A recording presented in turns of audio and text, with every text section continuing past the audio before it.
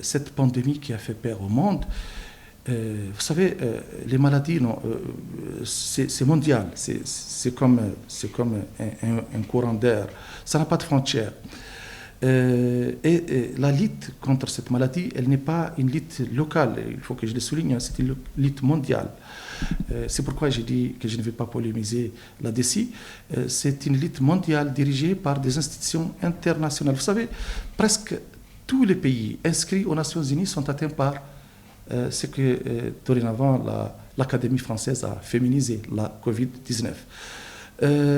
Ces problèmes, donc en santé publique, parfois on lutte contre la maladie en oubliant celui qui est derrière l'homme.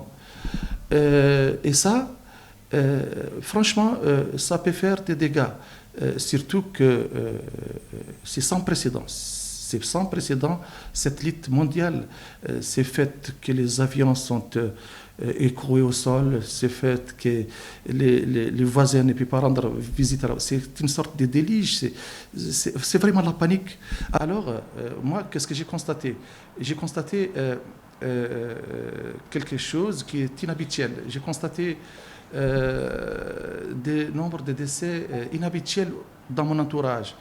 Et comme je travaille à côté d'une mosquée qui s'occupe de la purification des décédés avant leur enterrement, j'ai constaté une frénésie inhabituelle aussi des corbillards. Vous me posez la question, qu'est-ce qu'il faut faire? Et je vous dis, faites confiance aux gens qui travaillent. Ils savent ce qu'il faut faire. Si vous voulez, je vais essayer de vous dire qu'est-ce qu'ils sont en train de faire. Je ne suis pas avec eux, je ne travaille pas avec eux, mais je suis sûr qu'ils travaillent sur 3 axes. Le premier axe, c'est la mobilisation tout azimut. Quand il y a une épidémie, quand il y a une pandémie de cette gravité-là, franchement, il faut tout déposer et se sacrifier. Il faut une mobilisation tout azimut, mobilisation économique, mobilisation politique, mobilisation communautaire, mobilisation sociale.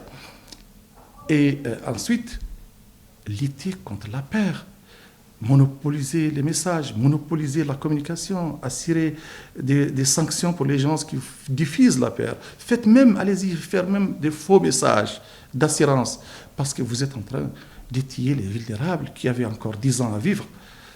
Il faut donc une contribution dans les volets mobilisation sociale, il ne faut peut-être pas revenir là-dessus, contribution financière pour une caisse, pour budgétiser les activités, participation des leaders politiques, ça tout le monde le connaît.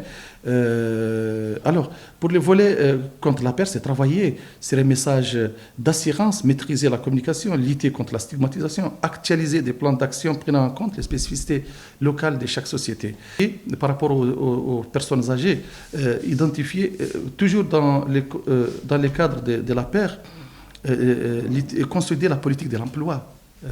Par exemple, la santé, c'est tout, hein, ça englobe tout. Pérenniser la politique de l'emploi. Un chef de famille qui n'a pas son emploi, un chef de famille qui est licencié, ça c'est comme si vous dites tel quartier, il y a un malade de Covid-19.